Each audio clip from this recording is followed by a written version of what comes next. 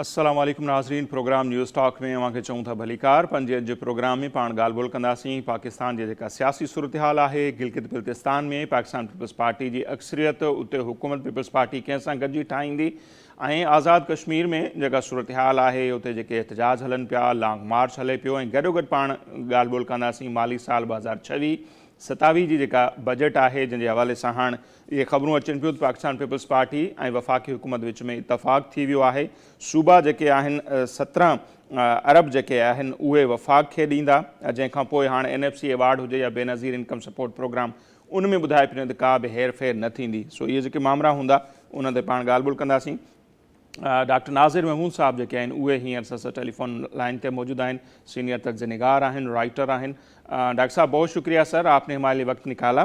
Doctor साहब अगर हम शुरुआत करें, गिलगित बिल्तिस्तान में जो इलेक्शन हुए हमने देखा कि वहाँ नवाज शरीफ साहब भी गए थे, लेकिन उसके बावजूद हम देखते हैं कि नून लीग को वो अक्सरियत नहीं मिली जो मिलनी चाहिए, या अगर पैटर्न हम देखें हिस्ट्री जो रही है मोस्टली ऐसे होता है कि आज़ाद कश्मीर हो, गिलगित हो, वहाँ पर वही पार्टी कामयाब होती है जिसकी वफाक में हुकूमत हो। लेकिन इस मरतबा पीपल्स पार्टी जो है उन्होंने ज़्यादा नशस्तें ली हैं और गालबन वो हुकूमत भी बनाने जा रहे हैं। तो इसको आप किस तरह देखते हैं? ये नून लीग की शिकस्त कहें या पीपल्स पार्टी को अगर वोट मिला है तो उसके असबाब क्या नज़र आते हैं आपको? देखिए, इसको दो तरह से देखा जा सकता है। एक तो इस तरह से देखा जा सकता है कि अगर इन इलेक्शंस को फेयर एंड फ्री मान लिया जाए जी, तो ये बात वाज़ेह होती है कि लोग जो है वो नून लीग से खुश नहीं हैं। यानी मरकज में जो नून लीग की हुकूमत रही है और जो कुछ उन्होंने किया है, खास तौर पे गिलगित बल्तिस्तान के हवाले से, वो पिछले 5 साल में नून लीग कोई काबिले कदर काम वहां पर कर नहीं सकी है। हालांकि उन्होंने वादे तो बहुत किए, लेकिन गिलगित बल्तिस्तान में नून लीग का कोई प्रेजेंस नजर नहीं आती। अगर कोई नजर आती थी तो वो लग रहा था कि या तो PTI आगे आएगी या पीपुल्स पार्टी लेगी। अच्छा, पीपुल्स पार्टी के लिए हमने देखा है कि पहले भी गिलगित बल्तिस्तान में वहाँ के लोगों का रवैया इतना नेगेटिव नहीं रहा है। वो लोग यानी बावजूद इसके कि पूरी मुहिम चलाई गई और बिलावजह सिंध को उसमें दाखिल करने की कोशिश की गई, कराची के बारे में बातें की गई कि कराची और सिंध में खराब गवर्नेंस है, यानी वो एक उसमें तासुब भी फैलाने की कोशिश की गई थी सिंध के खिलाफ। बिल्कुल ये बात हम जानते हैं कि, लेकिन वो लोग जो वहाँ के थे उन्होंने उस तासुबी सियासत को रद्द किया और पीपुल्स पार्टी को वोट दिया है। एक तो इस तरह से देखा जा सकता है कि लोग पीपुल्स पार्टी से ज्यादा उम्मीदें रखे हुए हैं। और दूसरी बात ये थी कि ये बात हकीकत है कि वहां पर जो पीपुल्स पार्टी ने अपनी इंतखाबी मुहिम चलाई वो नून लीग के मुकाबले में ज्यादा बेहतर थी। खुद बिलावल गए, आसिफा भुट्टो वहां पर मौजूद रही और TP की आला क़यादत ने वहां और जो वादे इन्होंने किए हैं गिलगित बल्तिस्तान के बारे में वो सॉलिड इशू बेस्ड इन्होंने बात की। जबकि नून लीग की तरफ से जो लोग गए जिनमें सबसे बड़ा नाम नवाज शरीफ का था, लेकिन नवाज शरीफ ने जाने के बाद जो तीर खेला वो उल्टा उन्हीं को पड़ गया। और वो तीर ये था कि वो दोबारा से वही मुझे क्यों निकाला वाली सियासत पर आ गए कि मेरे साथ ज्यादती हुई, मुझे निकाल दिया गया था, ये था। तो जाहिर है कि ये पाकिस्तान में जो इस वक्त ताकत के मराकिज हैं वो ये नहीं चाहते कि वो सारी बातें दोबारा से निकाली जाए, क्योंकि डायरेक्टली या इनडायरेक्टली ये बात तो फौज के खिलाफ जाती है ना कि वो ये क्यों निकाला। हम ये जानते हैं कि जब इनको निकाला गया तो उसके पीछे कौन लोग मौजूद थे, क्या थे। तो लेकिन हमारी जो ताकतवर हल्के हैं वो ये नहीं चाहते, तो इसीलिए इनको नवाज शरीफ को वहां से जल्दी निकलना भी पड़ा। तो एक तो ये वजह है अगर इसको फेयर एंड फ्री देखा जाए। अच्छा, दूसरा इसको इस तरह से भी देखा जा सकता है कि अगर इस इलेक्शन को फेयर एंड फ्री न माना जाए, यानी ये देखा जाए कि मुमकिन है कि इसमें भी वही मैनिपुलेशन हुई हो जो कि इससे पहले के मुल्क भर के इलेक्शंस में होती रही है। यानी आवाम फैसला नहीं करते हैं बल्कि ताकतवर हल्के फैसला करते हैं कि किसको इख्तियार देना है। तो अगर तो वो सूरत हाल रही है तो उसमें हमें ये लगता है कि नून लीग को एक तरह से प्रेशर में लेने की कोशिश की गई है कि नून लीग ज्यादा जो है वो हाथ पैर ना फैलाए और ये ना समझे कि PTI और PP के मुकाबले में हर हालत में नून लीग को सपोर्ट की जाएगी और की जाती रहेगी। तो ये बिल्कुल मुमकिन है कि इसमें इस इलेक्शन में भी कुछ मैनिपुलेशन करके पीपुल्स पार्टी को गैर मुतवक्का तौर पर जितवाया गया हो। और उसकी एक वजह ये भी हो सकती है कि जो आप जो आपकी गुफ्तगू का दूसरा पहलू है ना, कि जिस पे आप आगे बात करना चाहते हैं कि जो बजट का इशू था, बिल्कुल असल में बिल्कुल। बजट में पीपल्स पार्टी जो है वो कुछ दायरे जो गिव एंड टेक होता है ना, कि कुछ दो वाली बात थी। तो उसमें ये बिल्कुल मुमकिन है कि जो पीपल्स पार्टी ने वफाकी हुकूमत के जो मुतालबात हैं उनको माना है, और जो सूबाई हिस्से में से पैसे देने का पे रजामंदी का इजहार किया है, तो उसके लिए उसके रिवॉर्ड के तौर पे पीपल्स पार्टी को ये भी मुमकिन है, जाहिर है इसका कोई सबूत तो नहीं है, लेकिन हम तज्जिया कर रहे हैं कि जो इम्कानात हैं उनमें एक इम्कान बहरहाल ये मौजूद है कि पीपल्स पार्टी को उसके एवज गिलगित बल्तिस्तान की हुकूमत दी गई हो कि भाई आप यहाँ पर हुकूमत बना लें, हम आपको नहीं रोकते, लेकिन उसके बदले में आपको जो हम बजट में हिस्सा चाहते हैं वो हिस्सा पीपल्स पार्टी देगी। तो हमने ये देखा कि ये दोनों चीजें बिल्कुल साथ साथ हुई हैं, यानी एक तरफ पीपी को जितवाया गया है और दूसरी तरफ पीपल्स पार्टी ने रजामंदी का इजहार किया है कि वो सूबाई जो पैसे हैं उनमें से वो वफाक को हिस्सा दे देगी। सही।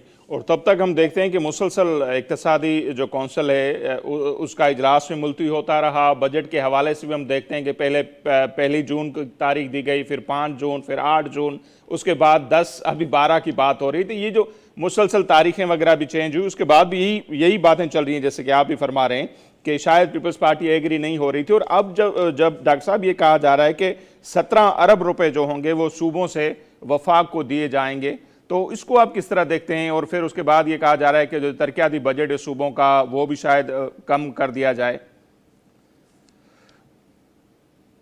ये 17 अरब की फिगर आपने जो ली है ये कुछ फिगर नहीं है, ये 17 अरब तो बहुत मामूली रकम होती है, इससे बहुत ज्यादा रकम दी जाएगी, क्योंकि अखबारात में मुख्तलिफ एस्टिमेट्स आ रहे हैं और ये कई 100 अरब पर मुश्तमिल रकम है। ये सिर्फ 17 अरब नहीं है, 1700, जी जी, 1700 अरब। हाँ हाँ, तो अब ये एक बहुत बड़ी रकम है ना। तो अच्छा, अब ये क्यों किया गया है?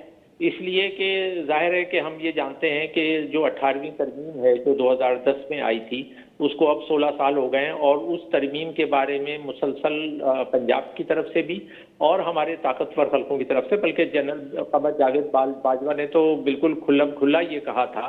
मुझे याद है वो जब आर्मी चीफ थे उन्होंने ये बात कही थी कि 18वीं तरमीम गलत हुई है और जिसके नतीजे में मुल्क को नुकसान हुआ है और उसको बदलना चाहिए और सूबों को जरूरत से ज्यादा पैसे दिए जा रहे हैं, और यही बात अभी भी दोहराई जा रही है। बिल्कुल। तो वो जो हासिलात थी उसकी, यानी अचीवमेंट थी 18वीं तरमीम की, उसके खिलाफ काम तो पिछले 15-16 साल से मुकम्मल हो रहा है, लेकिन अब जाहिर है उस तरमीम को उस आईनी तरीके से खत्म करने के लिए 2/3 अक्सरियत चाहिए। अच्छा, वो मुमकिन नहीं है कि आइन में वो तरमीम करके 2/3 अक्सरियत के तहत 18वीं तरमीम को खत्म करके आईनी तौर पर सूबों का हिस्सा कम किया जाए। तो अब जिसको कहा जाता है ना चोर दरवाजे से, मुख्तलिफ दूसरे तरीकों से, यानी जब आइन एक प्रोविजन देता है, तो हमने ये पाकिस्तान की तारीख में देखा है कि आइन की एक प्रोविजन होती है, लेकिन उस प्रोविजन को खत्म करने के लिए चोर दरवाजे से ऐसे अमल किए जाते हैं कि आइन जो है वो एक तरह से मफलूज हो जाए। तो और इसमें तमाम हुकूमतें जो है वो ताकतवर हल्कों के साथ मिलकर काम करती रही हैं, हमने ये पहले भी देखा है। बिल्कुल। तो अच्छा, अब और इस दफा भी यही हुआ है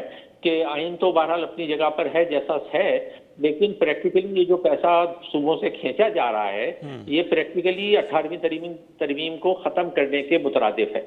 और ये जो इतना शोर भी मचाया जा रहा था कि भाई हमने जो है वो वफाक चल नहीं पा रहा है, वफाक के पास पैसे कम है, लेकिन ये सवाल पूछा जाना चाहिए कि वफाक के पास किस चीज के लिए पैसे कम है? यानी जब सारी वजारतें आपने 18वीं तरमीम के तहत सूबाई हुकूमतों को दे दी गई हैं और तालीम से लेकर सेहत से लेकर बहुत सारी जो चीजें हैं वो सारे सूबे मैनेज कर रहे हैं, तो वफाक को पैसा किसके लिए चाहिए? यानी वो एक स्ट्रेटेजिक अखराजात इसका नाम दिया जा रहा है। बिल्कुल बिल्कुल स्ट्रेटेजिक अखराजात, बल्कि वो तो साफ कह रहे हैं कि दिफा में सूबे हिस्सा बटाएं, यानी जो दिफाई अखराजात हैं वो पूरे नहीं हो रहे हैं और उन दिफाई अखराजात के लिए सूबों को अपना हिस्सा देना पड़ेगा।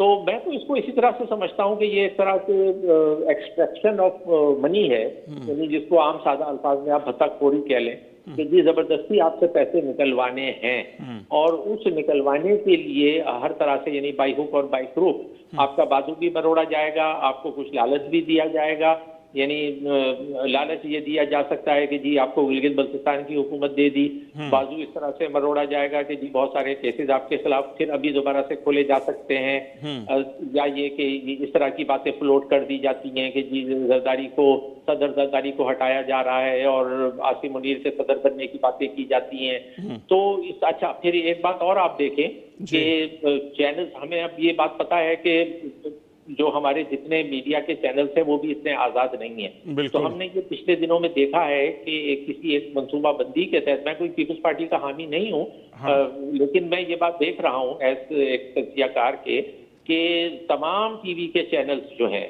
ऐसा लगता है कि उनको हिदायत मिली है कि आप सिंध के खिलाफ और पीपल्स पार्टी के खिलाफ एक सस्टेंड मूवमेंट चलाएं। अच्छा, जो चैनल, अगर आप मेरी बात से इत्तेफाक करेंगे, क्योंकि मैं भी चैनल पे टॉक शोज देखता हूँ, उन टॉक शोज में आप देखेंगे पीपल्स पार्टी की नुमाइंदगी अब तकरीबन न होने के बराबर कर दी गई है। यानी पीपल्स पार्टी, यानी बुलाया किसको जाता है, ये बुलाते हैं या तो नून लीग का कोई बैठा हुआ होगा, एमक्यूएम वालों को बुलाया जाता है, और इवन जमात इस्लामी को बुलाया जाता है, जेयूआई, लेकिन पीपल्स पार्टी के लोगों को अब चैनल वाले बहुत कम बुला रहे हैं। तो ये मुझे ऐसा, सिवाय एक दो चैनल्स के, बाकी तमाम तो ऐसा ये लगता है कि इनको कहीं से हिदायत या इंस्ट्रक्शंस हैं कि जी ये करना है। तो ये एक तरह से ये भी बाजू बरोड़ने के ही बराबर है ना। तो अब उस साल के नतीजे में ये हुआ है कि पीपल्स पार्टी को अपनी किसी न किसी तरह खाल बचानी थी, यानी उसको रेलेवेंट भी रहना है और सियासत में कोई किरदार भी अदा करना है, क्योंकि हम ये बात जानते हैं कि जब ताकतवर हल्के फैसला कर लेते हैं कि किसी सियासी ताकत को इररेलेवेंट या गैर मुताल्लिका बनाना है, तो वो उसको गैर मुताल्लिका बना के छोड़ देते हैं। बिल्कुल, चाहे वो खुद जुल्फ़िकार अली भुट्टो के दौर की पार्टी हो, या नवाज शरीफ के दौर की पार्टी हो, या इमरान खान के दौर की पार्टी हो, किसी भी बड़ी सियासी ताकत को गैर मुताल्लिका बनाना, या इस तरह से मैं कहूँ लफ्ज इस्तेमाल करूँ कि लात मार कर साइड में कर देना, इनके लिए बहुत आसान है। तो पीपल्स पार्टी उस स्टेज पे नहीं जाना चाहती थी, इसीलिए हमने वो एक गैर मामूली बयान सदर जरदारी का सुना, जिसमें वो साहब ये कह रहे हैं कि हम जो है वो इस्टेब्लिशमेंट के हाथ मजबूत करेंगे।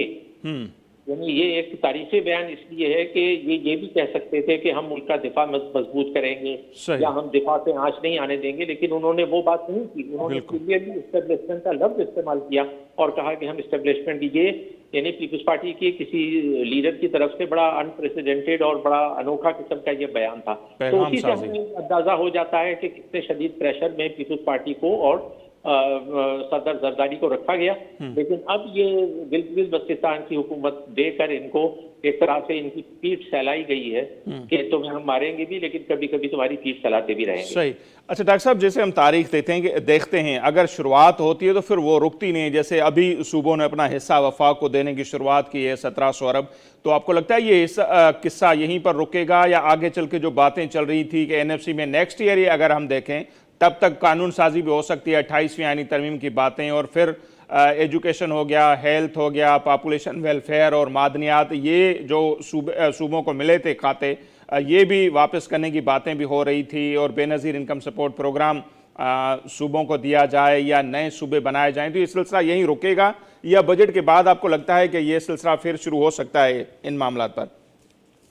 देखिए, पैसों की वसूली तो नहीं रुकेगी, लेकिन ये जो आप बात कह रहे हैं ना कि मुमकिन है कि जी जो हेल्थ एजुकेशन वगैरह ये बिल्कुल वफाक नहीं लेगा, क्योंकि वो पैसा तो चाहते हैं लेकिन जिम्मेदारी नहीं चाहते। क्योंकि अगर वो हेल्थ एजुकेशन वगैरह को वापस ले लेंगे तो उनको काम भी तो करना पड़ेगा ना। सही। अब तो जिस तरह से पैसा लिया जा रहा है, अब ये जो सारा पैसा लिया जा रहा है जिसको ये स्ट्रेटेजिक इख्तियारात का नाम दे रहे हैं, अखराजात का नाम दे रहे हैं, तो वो स्ट्रेटेजिक अखराजात के नाम पे ये पैसा लेते रहेंगे।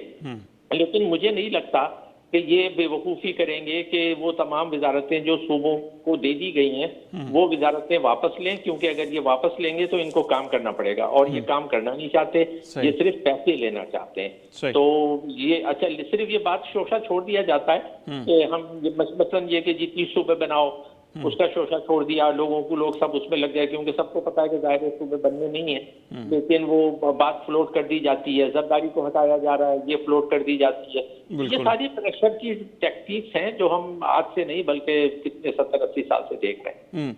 अच्छा डॉक्टर साहब, अगर बजट पर आ जाएं तो एक बड़ा सवाल ये भी है कि चीन जैसा मुल्क हो गया, रशिया हो गया, इवन अमेरिका और बरतानिया, वहां पर हम नहीं देखते कि बजट के हवाले से कोई इस तरह की मुहिम चल रही हो मीडिया पे। जैसे हम भी बात करें कि बजट आने वाला है, क्या होगा, कितना रिलीफ होगा, कब वहां पर बजट आता है, कब मंजूर हो जाता है, कोई बहस बहस नहीं होता है। हमारे यहाँ हम देखते हैं कि मुसलसल चीखते चिल्लाते में बहुत हैं, पॉलिटिकल पार्टियां हो गई, मीडिया हो गई, होता तो वही है जो हुक्मरान चाहते हैं। तो अब की बार भी आपको क्या लग रहा है, ये सवाल करना भी बड़ा अजीब लग रहा है कि कोई लोगों को रिलीफ होगा या फिर से आईएमएफ को ही खुश किया जाएगा?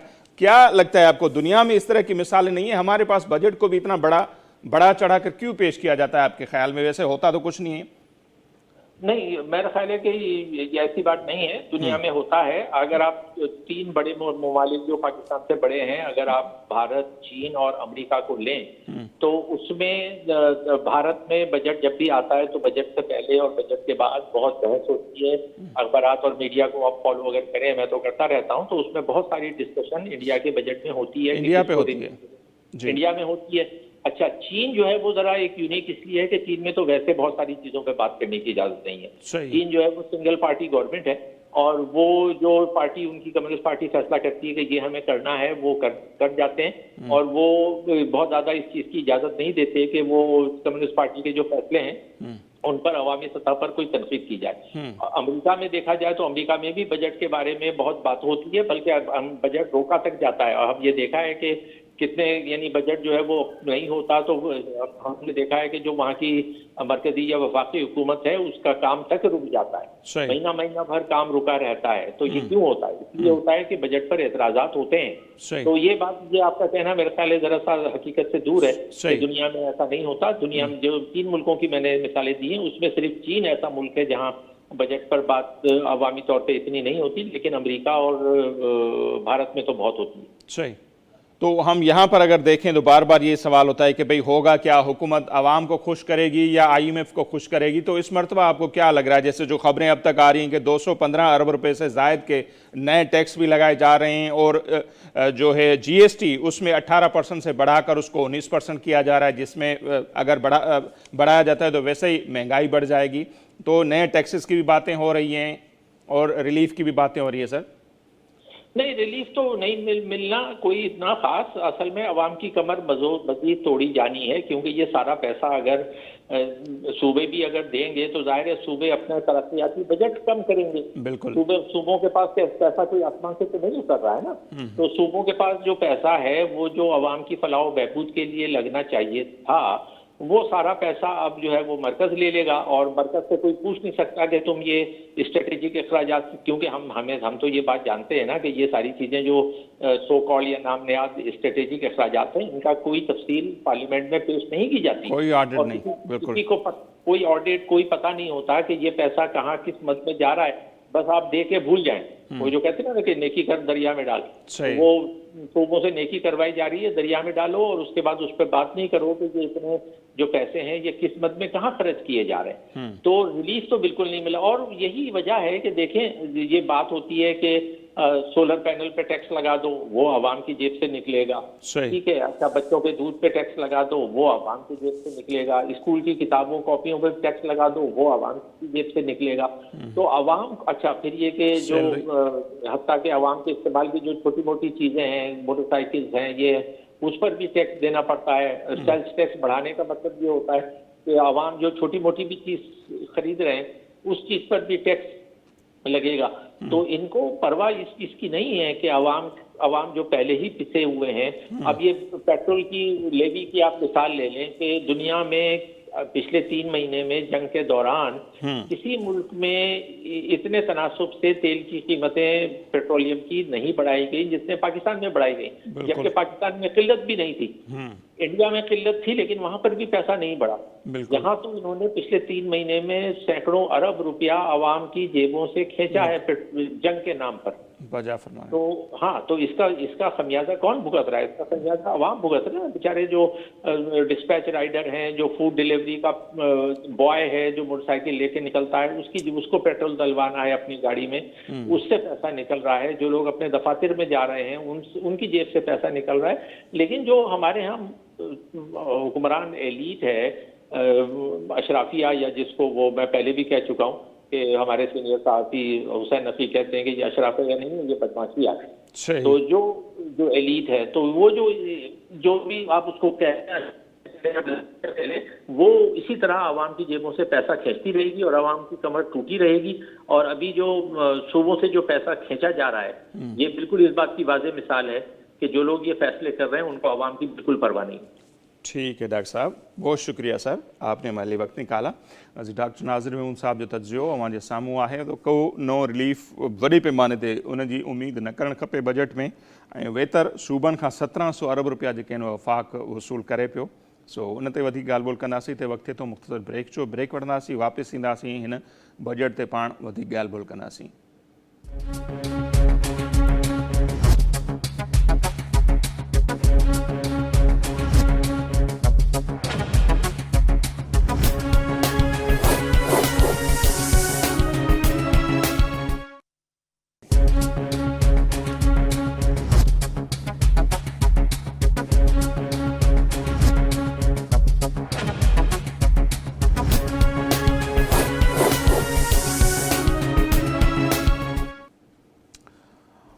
जी नाज़रीन, ब्रेक खां पोइ हिकु ॿीहर प्रोग्राम में मूंखे चऊं था भलीकार ऐं बजट जा जेके मामला आहिनि उन्हनि खे पाण सम्झण जी कोशिशि कंदासीं। सीनियर माशी तजिया निगार आहिनि इंजीनियर अब्दुल जब्बार मेमून साहब। ऐं यकीनन सभई उन्हनि खे ॼाणींदा हूंदा, ॾाढो ज़बरदस्त ॻाल्हाइनि बि था, लिखनि बि था माशी मामलनि ते। जब्बार मेमून साहब, तमामु घणी महिरबानी साईं, अवां असांखे वक़्तु ॾिनो।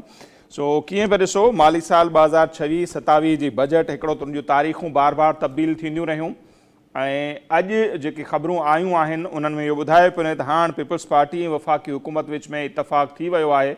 सूबा पंहिंजे हिसे मां कुझु हिसो ॾियनि पिया स्ट्रेटेजिक ज़रूरतनि ख़ातिर वफ़ाक़ खे, ऐं उनखां पोइ मामला तइ थी विया आहिनि। सो ईंदड़ बजट खे कीअं पिया ॾिसो मेमून साहब? ॾिसो, हिन वक़्तु जेको मुंहिंजे पंहिंजे ख़्याल में जेको बजट अचे वेठो उहो 25-26 खां सिर्फ़ु ओतिरे हद ताईं मुख़्तलिफ़ हूंदो। उन में तव्हांखे एक्सपेंडिचर वधियल नज़र ईंदा ऐं टैक्स रेवेन्यू कलेक्शन जेका आहे उहा वधियल नज़र ईंदी, ऐं प्लस नॉन टैक्स रेवेन्यू जेको आहे उन जो अखर बि तव्हांखे वधियल नज़र ईंदो। ऐं जेको गैप हूंदो टैक्स हमसे रेवेन्यू साइड ते, एक्सपेंडिचर साइड ते, उन गैप खे एज़ यूजुअल पाकिस्तान जेको आहे सो कई सालनि खां जेको आहे सो डोमेस्टिक ऐं एक्सटर्नल जेके आहिनि से लोन्स वग़ैरह वठी करे उनखे एडजस्ट कंदो आहे। हाणे असां थोरो ॾिसूं त बजट हिन वक़्तु छा पियो अचे। बजट जेको बि अचे वेठो उन लाइ तव्हां बि ॻाल्हियूं ॿोलियूं ॿुधियूं हूंदियूं त 15,000 जूं ॻाल्हियूं पियूं थियनि, अरब टैक्स कलेक्शन आहे। थोरी देरि लाइ जेकॾहिं टैक्स कलेक्शन वधे थी त प्रोविंशियल शेयर जेको आहे उहो बि वधे थो। ऐं इवेंचुअली जेको आहे सो हिन वक़्तु जेके फिगर्स असां ॿुधूं अख़बारुनि में पिया था ॾिसूं, ॿुधूं वेठा तक़रीबन उहे ई हूंदियूं त इन में जेको आहे सो 57% जेको आहे सो उहो वेंदो प्रोविंसिस खे, ऐं फेडरल गवर्नमेंट खे ग्रांट्स वग़ैरह खे माइनस करण खां पोइ 42% तक़रीबन जेको आहे सो सरकार खे मिलंदा। हाणे तव्हां ॾिसो त 6,500 7,000 खां घटि जेको आहे फेडरल गवर्नमेंट पे रहिजी वेंदा डिविज़िबल पूल मां, ऐं हिन पासे जेको आहे सो 7,500 8,000 जेके आहिनि से निकिरी ईंदा प्रोविंसिस खे। हाणे इन खां पोइ सूरत हाल छा आहे? सूरत हाल इहा आहे त असांखे हिकिड़ो फेडरल बजट मां या बजट साज़ी मां या बजट जे अरेंजमेंटुनि मां असांखे 8,000 प्लस जेके आहिनि से पैसा जेके आहिनि से व्याज जे मद में ऐं प्लस जेकी मेच्योरिटीज़ आहिनि उन जे कुझु मद में जेका अदायगी थींदी, उहा अदायगी उन्हनि पैसनि खां वधीक हूंदी जेके डिविज़िबल यानी टैक्स मां। हाणे मतिलबु इहो थियो त हाणे हुकूमत पाकिस्तान खे हलाइण लाइ बाक़ी छा कजे? तव्हां वटि पैसा जेके आहिनि से इन टैक्स कलेक्शन मां कोन्हनि, हुन पासे 50,000 असां जेकॾहिं खणी बचूं नॉन टैक्स रेवेन्यू मां, तॾहिं बि तव्हांजा जेको आहे सो उहे 50,000 असां जेकॾहिं जमा कयूं त वरी असांजे मथां जेका मेजर लाइबिलिटी हिकिड़ी ॿी आहे उहा आहे डिफेंस एक्सपेंडिचर। एक्सपेंडिचर जेको आहे सो पोइ दफ़े 2,500 खां प्लस हिकिड़ो इंटरमीडिएट ग्रांट ऐं ग्रांट्स मिलंदियूं रहियूं आहिनि सप्लीमेंट्री बजट। असांखे 3,000 ऐं हुनखां वधीक जो काथो जेको आहे सो नज़र अचे। माना इहो सॼो जेको आहे सो इहे अंग अखर जमा थींदा वेंदा। उन खां पोइ तव्हांखे एनुअल डेवलपमेंट प्रोग्राम्स खपनि हुकूमत हलाइण लाइ, तव्हांखे 70 खां 800 अरब रुपयनि जी ज़रूरत हूंदी। त तव्हांजी हिननि सभिनी ज़रूरियात जेको आहे सो उनजो मुक़ाबिलो करण लाइ तव्हांखे वरी जेको आहे सो इहो बजट डेफिसिट आहे ई आहे। इन जेतिरो बि सैकड़ो IMF इजाज़त पई थी ॾे हिन से खां वधीक तव्हां न कयो। हुनजो एक्चुअली मक़सदु इहो हूंदो आहे त कंहिं बि हिकिड़ी इकोनॉमी में जॾहिं ग्रोथ ईंदी आहे या कैपिटल फॉर्मेशन अंग्रेज़ी में चइबो आहे, त तव्हां हिकिड़ो कैपिटल पिटा फॉर्म कयो जेको तव्हांखे उहे पैसा वरी पैदा करे ॾींदो जंहिंमां तव्हां व्याज बि अदा करे सघो, तव्हां वापसि कर्ज़ जेके आहिनि से उहे वापसि कयो। पर पाकिस्तान में जेको असां गुज़िरियल 5 सालनि में जेको ट्रेंड पिया था ॾिसूं उहो इहो आहे त असां कर्ज़ वठी करे बिल्कुलु कर्ज़ तायूं पिया था। माना असांजी ग्रोथ मां त चवंदुमि माइनस आहे। तव्हांखे 3.5 जेका ग्रोथ आहे, it is almost minus growth in the sense कि असांजी जेका कैपेसिटी आहे टू पे बैक, उहा उन साल जे सॼे आमदनी मां अॻिते वरी जॾहिं असांजो अंग अखर 27-28 ते हलणु शुरू थींदो असां वटि न हूंदी, वरी साॻियो जेको आहे सो मॉडल असां तयारु कंदासीं। बिल्कुलु सागडार हिकिड़ी ॻाल्हि पे कई त चई त जेकॾहिं पाकिस्तान में जेको आहे सो हिकिड़ो यानी असां कंहिं तरीक़े सां पंहिंजी इम्पोर्ट जेका आहे, असां हिन वक़्तु जेका इम्पोर्ट जूं आख़िरी फिगर्स आयूं आहिनि उन में इम्पोर्ट 35 खां 33 ऐं 34 नापे थी वधे बिलियन US डॉलर्स। ऐं तव्हांजी जेका आहे एक्सपोर्ट ऐं इम्पोर्ट जे विच में जेको तफ़ावत आहे उन तफ़ावत खे हिन ताईं रिकॉर्ड जेको कयो आहे सो 32 ते पिया था रिकॉर्ड कनि। उन खां पोइ तव्हांजी रेमिटेंसिस आहिनि, थोरी देरि लाइ जेको आहे सो रेमिटेंसिस अचनि थियूं, उनखे रुपी कवर खपे, ठीकु आहे, रेमिटेंसिस जो अचणु तमामु ज़रूरी आहे, पर इम्पोर्ट ऐं एक्सपोर्ट जे विच में जो एतिरो वॾो असांखे जो फ़र्क़ु वाज़े पोइ इन जे लाइ असांखे एक्सटर्नल जेको आहे सो लोन्स या सिस्टम में पैसा रखणा पवंदा आहिनि। हाणे सिस्टम में पैसा कीअं रखूं? रियलिस्टिकली जेकॾहिं असां ॾिसूं त सिस्टम में जेको आहे सो $10 अरब त उहे आहिनि जेके सऊदी अरेबिया ऐं चाइना जेको आहे सो या त रोल ओवर कया आहिनि या सम्झो असांखे इन करे रखणा आहिनि त जीअं दुनिया में जेको आहे सो जेको तरीक़ेकार आहे मईशत में जंहिंमें वापराइण लाइ शयूं घुराइणियूं पवंदियूं आहिनि, त तव्हां वटि घटि में घटि 6 महीननि जा न त 3 महीननि जा रिज़र्व्स हुजनि त तव्हां जेको आहे सो ॿाहिरां वापराइण वारियूं शयुनि खे घुराए सघो। त ओवरऑल पिक्चर जेका आहे बजट सां गॾु जेकॾहिं इकोनॉमिक पिक्चर जी ॻाल्हि कयूं त उहा ख़राबु आहे, उहा सुठी कोन्हे। पर हाणे थोरी देरि लाइ चऊं त आख़िर इन जो जवाबु कीअं ॾिजे? सही जेका आहे सा काफ़ी सालनि खां तव्हां बि ॿुधो वेठा, असां बि ॿुधो वेठा त पाकिस्तान में जेको मेन प्रॉब्लम आहे उहो इहो आहे त डॉक्यूमेंटेड सेक्टर जेको आहे न उहो आहे 50%, कॾहिं 60 बि चवंदा आहिनि। हलो असां थोरी देरि लाइ असां गवर्नमेंट खे मार्जिन था ॾियूं त 60%। हलो तव्हां जेको आहे सो 60% डॉक्यूमेंटेड सेक्टर अंदो 5-6 मिलियन माण्हू जेके आहिनि से NTN ते अची विया, कंपनियूं उन में अची वियूं। तव्हां उन खां पोइ बाक़ी जेको चओ था त जेको 40-50% इंफॉर्मल आहे उहो न वेठो ॾिए, ऐं उन में घणो करे हुकूमत जेको आहे सो इल्ज़ाम आणींदी रही आहे ताजरनि ते त उहे रिटेल टैक्स में जेको आहे सो हिसेदार न पिया थियनि। इन करे हिन पूरे महीने में ॾिठो हूंदो त हिकिड़ो वज़ीर ख़ासि करे उनखे इन ई कम जे पोयां लॻाए वियो त तूं कंहिं तरीक़े सां इहे नंढा जेके यानी दुकानदार आहिनि, फिक्स टैक्स आई है जी, स्मॉल ऐं मीडियम जे विच जी जेका ॻाल्हि पिया था कयूं न, माइक्रो स्मॉल ऐं मीडियम जे विच में उन्हनि खां टैक्स वठो। जेके सरकार साम्हूं आंदियूं आहिनि उन में सरकार चए थी त असां जेको आहे सो इन्हनि खे 35 लख सम्झूं था, त 35 लख दुकानदारनि खे या स्मॉल ऐं माइक्रो एंटरप्राइज़िस खे जेको आहे सो असांखे टैक्स ॾियणु खपे।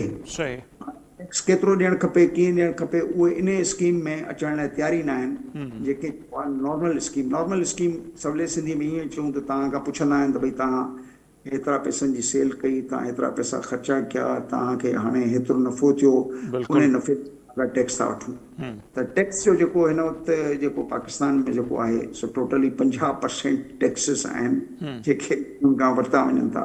सिधी तरीक़े जा टैक्सिस इवन सैलरीड क्लास लाइ ॾुखिया पइजी विया आहिनि। सैलरी क्लास जेको 2 लख 1.5 लख 3 लखनि ते पहुचे थो, उनखे जेका पघार उन जी वधे थी, उन खां वधीक उन ते असर अंदाज़ थिए थी छा? टैक्सेशन। माना किथे किथे यानी माण्हू 2.5 लख जे बजाय 2,22,000 पघार वठणु पसंदि कंदो, त जीअं जेको आहे उन जो टैक्स रेट ऐं जेको टैक्स रेट आहे उहो उन खां हेठि अची वेंदो, छा उहा रक़म जेका माण्हुनि खे पंहिंजे घर में मिलंदी। हाणे वापसि अचूं त थोरी देरि लाइ जेकॾहिं असां रिटेल होलसेल खे ग्रॉस डोमेस्टिक जो हिसो जेकॾहिं ॾिसूं त उन हिसे जे हवाले सां ऐं रियल एस्टेट जो हिसो जेको आहे सो उन में जेके टैक्सिस इहे FDR जूं ॻाल्हियूं अथव, उन में जेके टैक्सिस उहे टोटल सैलरी क्लास जे टैक्सिस खां घटि पिया थियूं अचनि। हाणे ॿुधायो त रियल एस्टेट जो धंधो हिकिड़ो जेको आहे सो कंस्ट्रक्शन जो धंधो उन मां सरकार जेका आहे सा टैक्स वसूलियाबी करे कोन पई थी सघे। बिल्कुलु हाणे विच में तव्हां ॾिठो हूंदो त उन्हनि जेको आहे सो कुझु शिक जेके आहिनि से उन्हनि ख़तमु कया आहिनि, जंहिंमें फैसिलिटेट कयो अथनि कंहिंखे कुझु यानी इमूवेबल प्रॉपर्टीज़ ते प्लस इन कंस्ट्रक्शन एक्टिविटीज़ ते कुझु थोड़ियूं घणियूं फेरफार इन करे कयूं वयूं आहिनि जो IMF जो जेको इसरार हो, IMF जो इसरार छा हो त बाबा तव्हां रियल एस्टेट खां बि उन जे क़ौमी मजमूई पैदावार जे हिसे जे मुताबिक़ टैक्स वठो, सही जेको असां न पिया वठी सघूं त हाणे छा कयूं। सरकार जेको आहे सियासी तौर पे जेको आहे सो इन खे इन मसइले खे ईअं हल कयो त वञी फेडरल कॉन्स्टिट्यूशनल कोर्ट जेका आहे FCC उन में वई ऐं सरकार जो केस जेको आहे सो कंहिं तरीक़े सां उन्हनि ॿुधो। सरकार मां चवंदुसि माण्हुनि खे बि सरकार बीहारे ॾिनो पंहिंजे सियासी बिल्कुलु ईअं ई आहे। उन्हनि चयो त हा ठीकु आहे भई तव्हां रेजिडेंशियल प्लॉट्स खे कमर्शियल में कन्वर्ट करे सघो था, का पाबंदी कोन्हे केतिरा मंज़िला कयो, इहो कहिड़ो कमु आहे कोर्टुनि जो त उहे वेही ॿुधाइनि त हेतिरा मंज़िला हुअणु खपे। जॾहिं त इहो कुझु पोएं 6 सालनि खां सुप्रीम कोर्ट जा इहे ऑर्डर्स हुआ त मास्टर प्लानिंग खे ख़राब पिया था कयो। बिल्कुलु ऐं तव्हां जेको आहे हाई राइज़िस जेका आहे शहर विच में कंस्ट्रक्ट था कयो, जेके हिस्टोरिकली हुते कॾहिं हाई राइज़िस हुयूं कोन त हुन ते पाबंदी हुई। हिते पाण ॾिठासीं सुप्रीम कोर्ट अची हेयरिंग कई कराची में, वॾा वॾा टावर डाराए छॾियऊं। हा, नेस्ले टावर बि हुननि जो मिसाल अथव।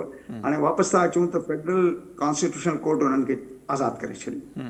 हाणे उनखे आज़ादु करे छॾियूं, इन में मुंहिंजे पंहिंजे ख़्याल में सरकार ई जेका आहे असां हुनजो हिकिड़ो यानी ख़्यालु हो त असां IMF खे इहो चवंदो हुआ असां त रियल एस्टेट हे हो इन्हनि ते टैक्सिस वठणु चाहियूं था, पर जेको आहे सो हे फ़ैसिला आहिनि जेके फेडरल कॉन्स्टिट्यूशनल कोर्ट जेका हाणे सुप्रीम कोर्ट खां मथे आहे, सही छाकाणि त फेडरल कॉन्स्टिट्यूशनल कोर्ट जी पंहिंजी हिकिड़ी डिसीशनूं आहिनि त को सुप्रीम कोर्ट जेका आहे सा हुनजी अपीलांट कोर्ट कोन्हे। सही बल्कि मुंहिंजे ख़्याल में त हाणे जेका आख़िरी कोर्ट अथव उहो इहा ई अथव जेका FCC आहे, जंहिंखे मां अक्सर चवंदो आहे त उहा आइनी अदालत न आहे पर हिकिड़ी एग्जीक्यूटिव अदालत आहे, हक़ीक़त में त इहा आहे जेका खां पुछो था त। एनीवे असां वापसि अचूं था पंहिंजे इन ॻाल्हि ॿोल खे जारी कयूं त उते सरकार जेको आहे सो उन तरीक़े सां इनखे हैंडल करे वरितो कुझु मसइलनि खे। हाणे उन खां पोइ जी जी वॾो सवाल डॉक्टर इहो ई थींदो आहे इंजीनियर साहिब त इकोनॉमिक ग्रोथ जंहिंजी मां शुरू में ॻाल्हि कई उहा छो न पई थी सघे। उनजे करे ई त पोइ पाण ॾिसूं था त मसइला थियनि था, ॿाहिरीं सीड़पकारी कोन थी अचे, मुल्क जे अंदरि वॾा सीड़पकारी कोन था कनि, महांगाई मुसलसल वधे पई, बेरोज़गारी वधे पई, त इकोनॉमिक ग्रोथ न थियण जा कारण कहिड़ा आहिनि, कंहिं बि मुल्क जे लाइ उनजी केतिरी इंपॉर्टेंस हूंदी आहे सर? ॾिसो इकोनॉमिक ग्रोथ जेका आहे सा थींदी आहे तव्हांजी इन्वेस्टमेंट मां। ठीकु आहे, पाकिस्तान में जेका इन्वेस्टमेंट GDP आहे उहा तव्हांजी 11 खां 12% आहे। ठीकु आहे, सरकारी जेका पब्लिक सेक्टर इन्वेस्टमेंट तव्हां इहे PSDP प्रोग्राम हुन में कुझु कटौतियूं अॼु कयूं अथनि त इन्हनि खे श्रिंक कयो ऐं इहे तमामु वधियल आहिनि त उन्हनि जे ज़रिए जेका आहे सरकारी इन्वेस्टमेंट थींदी आहे, इंफ्रास्ट्रक्चर डेवलपमेंट प्रोजेक्ट्स जेके आहिनि ऐं ख़ुसूसी तौर पे उहे प्रोजेक्ट्स जिन मां ग्रोथ या माण्हुनि जी एम्प्लॉयमेंट बि वधंदी आहे ऐं उन्हनि सां जेको आहे इकोनॉमिक ग्रोथ जी एनवायरमेंट बि पैदा थींदी आहे, उहा तव्हांजी घटि आहे। हाणे अचो फॉरेन इन्वेस्टमेंट। फॉरेन इन्वेस्टमेंट बि जेका आहे सा असांजी पैदावार वधाइण में हिकिड़ो वॾो अंसर आहे जेको सिर्फ़ु असांजे न दुनिया में यूनिवर्सल प्रिंसिपल अथव। बिल्कुलु ॿाहिरां जिते ईंदा आहिनि उते जेको आहे सो चाइना, इंडिया एग्ज़ाम्पल्स अथव भाई काथे, बांग्लादेश में बि जेका इन्वेस्टमेंट कंसिडरेबली गुड आहिनि। असां वटि फॉरेन इन्वेस्टमेंट बिल्कुलु कोन्हे। हाणे थोरी देरि लाइ तव्हां सवाल पुछंदो भई फॉरेन इन्वेस्टमेंट छो न आहे। सही, इन्वेस्टमेंट जेका आहे सा उन जे लाइ 12 हिकिड़ा यानी हिकिड़ा प्रीरिक्विजिट्स हूंदा आहिनि। उन मां सभ खां पहिरियों प्रीरिक्विजिट इहो हूंदो अथव, मां हाणे तव्हांखे US चैम्बर वारे खदो ख़ाल में थो खणी वञां। ठीकु आहे, यूनाइटेड स्टेट्स वारा अमेरिकन्स में वॾा इन्वेस्टर्स आहिनि, यूरोपियन इन्वेस्टर्स आहिनि ऐं मुंहिंजे पंहिंजे ख़्याल में कि चाइनीज़ बि हाणे इन्वेस्टर थियनि वेठा। पहिरियों त पंहिंजे मुल्क में हुननि इन्वेस्टमेंट कई, हाणे पाण उहे ॿियनि हंधनि ते इन्वेस्टमेंट कनि था। उन्हनि 12 प्रीरिक्विजिट्स में सभ खां पहिरियों वॾे में वॾो जेको प्रीरिक्विजिट आहे, जेका ज़रूरत आहे, उहा आहे पॉलिटिकल स्टेबिलिटी। पॉलिटिकल स्टेबिलिटी जेका आहे सा पाकिस्तान में थोरी देरि लाइ असांखे कंजूस न थियणु खपे इहो चवण में। पॉलिटिकल स्टेबिलिटी कोन्हे पाकिस्तान में। ठीकु आहे, असां हिकिड़ी टी दौर जेका मेजर पार्टी आहे जंहिंखे कंहिं तरीक़े सां जेको आहे सो इलेक्शन बि कोन पिया था विढ़ण ॾियूं ऐं उनखे जेको आहे सो यानी कंहिं तरीक़े सां उहा मिनिमम आज़ादी बि कोन पिया था ॾियूं त उहो घटि में घटि पंहिंजो नालो ई इस्तेमालु करे सघनि। सुप्रीम कोर्ट नथी इजाज़त, फेडरल कॉन्स्टिट्यूशनल कोर्ट नथी ॾे, सरकार नथी ॾे, गिलगित बल्तिस्तान में नथी ॾे, आज़ाद कश्मीर में नथी। त तव्हांजी इहो पहिरीं शइ त हिते पाकिस्तान में कोन्हे। हाणे इहा हिकिड़ी शइ आहे जेका ॿाहिरियां इन्वेस्टर्स जेके आहिनि से ॾिसंदा आहिनि त पॉलिटिकल स्टेबिलिटी जो मतिलबु इहो हूंदो आहे त जेके बि पॉलिसीज़ आहिनि उन्हनि पॉलिसीज़ में हिकिड़ी सघ हूंदी आहे। जॾहिं पॉलिटिकल स्टेबिलिटी हूंदी आहे त उन में सघ हूंदी आहे। तक़रीबन सभु उन पॉलिसीज़ जे हवाले सां हिकिड़े हंधि लेजिस्लेशन कंदा आहिनि जंहिंमें उन्हनि सभिनी जी आमादगी हूंदी आहे ऐं उहा पॉलिसी ठहंदी आहे। हाणे ॿी जेका शइ आहे उहा आहे टैक्सेशन। मां तव्हांखे ॿुधायां थो इन जो टैक्सेशन। हाणे टैक्सेशन सिस्टम पाकिस्तान में जेको आहे सो सॼो साल तव्हांजा टैक्सिस जेके आहिनि से उन में यानी फेर फार अचे थी एतिरे हद ताईं GST जहिड़ी लेवी जेका पेट्रोलियम ते हुई उनखे GST खे नालो फेराए चऊं लेवी आई आहे पेट्रोलियम। त जीअं सरकार जेॾी महिल चाहे इहो टैक्स हाणे हक़ीक़त में इहा GST अथव जेका ख़तमु करे हिनखे लेवी जो नालो ॾिनो वियो। हाणे ॿियो अचूं था त असां हिकिड़ो जेको आहे असां लॉ एंड ऑर्डर, ठीकु आहे न, लॉ एंड ऑर्डर जेको आहे त तव्हां ॾिसो अफ्रीकन मुल्कनि में जेके खाना जंगियूं घर आहिनि उते जेको आहे सो इन्वेस्टर उनजी प्रायोरिटी सभ खां हेठि रखी छॾी आहे। हाणे तव्हांजो लॉ एंड ऑर्डर जेकॾहिं थोरी देरि लाइ हिन मुल्क में असां थोरो मुंहिंजो ख़्यालु आहे वरी ॻाल्हियुनि में कंजूसी न कयूं त असां वटि इंसर्जेंट आहिनि। ॾिसो असां वटि जेको आहे सो KPK अफेक्टेड आहे, असां वटि जेको आहे बलूचिस्तान अफेक्टेड आहे, असां वटि जेको हाणे त तव्हां ॾिसो वेठा त कश्मीर बि अफेक्टेड आहे। त असांजो वरी अचूं ॿियो जेका चौथी ॻाल्हि जेका हूंदी आहे उहा हूंदी आहे त तव्हांजा हिकिड़ा पीसफुल, अंग्रेज़ी में चइबो आहे पीसफुल कोएग्ज़िस्टिंग रिलेशनशिप विद नेबर्स, कि तव्हांजा नेबर्स आहिनि जेके तव्हांजा पाड़ेसरी आहिनि उन्हनि सां तव्हांजी छा पोज़ीशन आहे। तव्हां वटि थोरी देरि लाइ वरी इकोनॉमी ऐं इन पासे वापसि थो अचां। अफ़गानिस्तान जेको आहे हुन सां जॾहिं असांजो इहो बॉर्डर खुलियल आहे त अफ़गानिस्तान पासे वरी CIS कंट्री ताईं असां $2 बिलियन जेका आहे सा इहा कंज़म्पशन मार्केट अथव अफ़गानिस्तान असांजे लाइ। असां उहा जेका आहे सा मिञाई माना मां जॾहिं ॻाल्हियूं पियो कयां त असांजे एक्सपोर्ट्स किरनि पिया था ऐं वाक़ई किरनि पिया था। उन में इहो पाड़ेसरनि सां असांजो जेको तकरार आहे, ॾिसी हाणे तकरार हुअणु खपे न हुअणु खपे, छा रीज़न्स आहिनि, असां उन पॉलिटिक्स में नथा वञूं। पर असां था वञूं जोड़ जो कि जंहिं त जेको आहे सो का बि इकोनॉमी ग्रो कंदी आहे। तव्हांजी ॿिए पासे ईरान आहे। हाणे ईरान जेका आहे सा हिकिड़े नॉर्मल वक़्त में इहो पाड़ेसरी जेको आहे सो इन तमामु घणो बिज़नेस कयो कंहिंसां, असांजे इंडिया सां। इंडिया ॾे तेल बि वियो, गैस बि वई, इंडिया सां वॾो वापारु हुनजो हो, बार्टर्स हुआ। असां उन ज़माने में मां PCCI में मूंखे यादि आहे वाइस प्रेसिडेंट जॾहिं साल पहिरियों हुउसि त असां इहे स्टेट बैंकुनि सां गवर्नमेंट सां ॻाल्हाए थकिजी पियासीं त बाबा एॾी वॾी जेका आहे सा इकोनॉमी जंहिंमें असांजे लाइ हिकिड़ी जेका आहे सा इहो सूरत हाल आहे त पाइपलाइन बीठी आहे बॉर्डर ते ऐं असां गैस पाइपलाइन बि कोन पिया था हाणे चढ़ूं, छाकाणि अमेरिकन्स असांखे मना कयो त भई इहे सैंक्शन असांजे लाइ अल्टरनेट मैकेनिज़म सां कढण लाइ तयारु न हुआसीं। हिंदुस्तान लाइ का सैंक्शन कोन हुई, हिकिड़ी जनरल हुई, पर उहा सैंक्शन उहे वरी किथे किथे वञी करे हिकिड़ो डिप्लोमेटिक वे में कि भई तव्हांखे 3 महीननि लाइ इहा इजाज़त आहे, तव्हां 3 महीननि लाइ गैस ख़रीद करे सघो था। इहे सॼियूं ॻाल्हियूं जेके आहिनि असांजे साम्हूं हाणे मुंहिंजो ख़्यालु आहे इन ते डिटेल में नथा वञूं, पर असांजूं 2 मार्केटूं वयूं।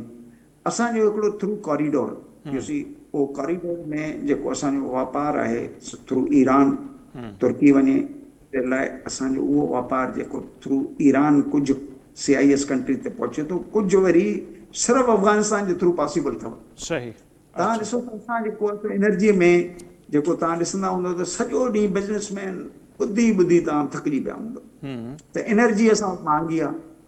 असां वटि जेको आहे सो पंहिंजो गैस महांगी आहे, असां वटि जेको आहे सो यानी इलेक्ट्रिसिटी महांगी आहे। तव्हां सॼो ॾींहुं वेठा तकरीरूं ॿुधो, असां इन करे एक्सपोर्ट नथा करे सघूं। हलो इन्हनि जूं ॻाल्हियूं मां तकरार थो कयां कि असां वटि गैस महांगी आहे, असां वटि बिजली महांगी आहे, असां वटि कॉस्ट ऑफ डूइंग महांगी आहे, असां वटि टैक्सेशन महांगी आहे, असां वटि जेको आहे सो पेट्रोल महांगो आहे, असां वटि लेवीज़ जे करे जेको आहे सो नॉन अफोर्डेबल क़िस्म जूं हिकिड़ियूं कंडीशन्स आहिनि। असां कीअं उहे शयूं उन क़ीमत में पैदा कयूं जेके ॿाहिरि मुल्क में वञी एज़ एक्सपोर्टेबल सघ पैदा कनि। माना असांजे कॉम्पिटिटर्स आहिनि जेकॾहिं उहा हिकिड़ी शइ रुपए जी खणी उते ईंदा ऐं असां 100 रुपए जी खणी वञणु चाहियूं था त असां त नथा बसि उन्हनि खे मुक़ाबिलो कयूं। इहे ॻाल्हियूं तव्हांजे कनि वेठा सॼो ॾींहुं इहे ॻाल्हियूं पिया था कनि। हिकिड़ो त मूंखे ॿुधायो पंहिंजो कोई इहा ॻाल्हि न करे। हाणे इन जे लाइ इन बजट जे हवाले सां मां ॾिसां थो त का इन्हनि ॻाल्हियुनि में बजाए जो इन्हनि ॻाल्हियुनि खे किथे कुझु सघ मिले अञा उबतड़ ॻाल्हियूं पिया था ॿुधूं त बाबा सोलर ते बि टैक्स लॻंदो। ख़ुदा जी ॾिनल बिजली जो लफ़्ज़ मां इस्तेमालु कंदो आहियां। तव्हां चओ था त टैक्स हणूं, ईअं लॻे थो त असां अलाह ताला खे बि टैक्स करण लाइ तयारु थी विया आहियूं हिन मुल्क में। तव्हां मूंखे ॿुधायो त तव्हांजे हिन मुल्क में जेकॾहिं इहो जेको पेट्रोलियम जो जेको मसइलो रहिया आहिनि इन वॉर जे करे, सभ खां वॾो असांखे जेका हिकिड़ो स्पेस मिलियो इन करे जो माण्हुनि हिते सोलर हणाए छॾिया। ॾिसी हाणे तव्हां वरी उन सोलर खे बि रेगुलेट करण नथा चाहियो। का शइ त छॾियो। तव्हां हिकिड़े पासे चओ था त ओपन मार्केट इकोनॉमी ओपन कयो, भई खंड वारनि खे बसि ओपन कयो, ओपन पॉलिसी, भले एक्सपोर्ट कनि, भले हिते खंड जूं क़ीमतूं वधंदियूं रहनि। ॿिए पासे सोलर खे तव्हां रेगुलेट था कयो त तव्हां अप्लाई कंदो नेपरा में, उहो तव्हांखे लाइसेंस ॾींदी, वरी अप्लाई कंदो डिस्को में, उहो तव्हांखे इजाज़त ॾींदो, वरी तव्हां खां ख़रीद 6 रुपए में ऐं तव्हांखे विकिणंदासीं 60 रुपए में। मूंखे ॿुधायो अहिड़े क़िस्म जूं इहे ॻाल्हियूं आहिनि जेके असां चऊं त को हिकिड़ो प्रो पुअर या प्रो पीपल या प्रो बिज़नेस फ्रेंडली आहिनि। प्रो बिज़नेस फ्रेंडली जो मां इहो आहे, तव्हां सॼो ॾींहुं टीवी वेही ॾिसो, सॼो ॾींहुं वेठा ख़राबु पिया आहिनि। तव्हां सॼो ॾींहुं अख़बारूं पढ़ो, अधु अख़बारूं भरियूं पयूं आहिनि प्राइम मिनिस्टर साहब जे औरंगज़ेब साहब उन्हनि जूं सुठियूं तस्वीरूं कढियूं हयों वेठा आहिनि लंगड़ियाल जूं। असांजे लाइ जेको आहे मुश्किल आहे हिते कमु करणु, असांखे हे रिआयतियूं ॾियो। उहे रिआयतियूं जेके मां तव्हांखे ॿुधायूं, इहे ॿुधायूं, हाणे उहे रिआयतियूं किथां मिलनि? थोरी देरि लाइ मां वापसि थो अचां त तव्हां गैस ते बार बार चवनि था जी असांखे जेको आहे गैस जेका आहे सा उन जी क़ीमत ॿियनि कॉम्पिटिटर्स जे बराबरि कई वञे। असां जेको आहे असां वटि पंहिंजी गैस जेका आहे सा कढण लाइ असांजो कॾहिं बि पॉलिसी बतौर पॉलिसी असां कॾहिं बि उन ते इसरार न कयो। हालति इहा हुई जो हाणे असां ब्लॉक्स ॾिना आहिनि शेल गैस ते। असां जेको आहे सो इन इंडस बेसन में हिकिड़ी अॼु जी न इहा geological survey of United status आहिनि त असां वटि टाइट गैस मौजूदु हुई, जंहिं ते थोरा सा एफर्ट्स करण जी ज़रूरत थी। असां उहे न कया। हाणे वापसि अचूं त असां जेकॾहिं थोरी देरि लाइ कतर मां गैस पे घुराई, मूंखे ॿुधायो कतर में जेका असां गैस घुराई, तव्हां ॾिसो त इवन तव्हांजे पेट्रोलियम मिनिस्टर चयो त असां जेको कतर मां गैस घुराई आहे उनजी मैकेनिज़म जेका आहे सा ठीकु न आहे, इन करे प्राइस फॉर कंज्यूमर वधियल आहे। हाणे कीअं? थोरी देरि लाइ हिते हिकिड़ो डिटॉक्सिफिकेशन जो जेको प्लांट आहे, जेॾी महिल जंग पे हली त हिकिड़ो मॉलिक्यूल न पियो आयो गैस जो, पर उन तव्हां खां रोज़ाना $55,000 पे वरिता। बिल्कुलु इहे जेके मुआहिदा। ठीकु आहे, $55,000 उहे जेके जी कैपेसिटी पेमेंट जूं ॻाल्हियूं।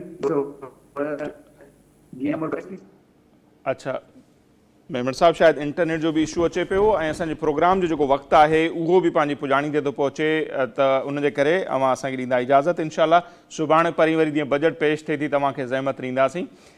नाज़िम इंजीनियर अब्दुल जब्बार मेमण साहब जो तज्ज़ियो अवां जे साम्हूं आहे। सीनियर माशी माहिर आहिनि ऐं उन जूं ॻाल्हियूं हिकु हिकु ॻाल्हि अहिड़ी आहे जंहिंसां असीं इतफ़ाक़ कयूं था। बहरहाल हिते प्रोग्राम जो वक़्तु पुॼाणी ते थो पहुचे, असांखे ॾींदा इजाज़त। अल्लाह निगहबान।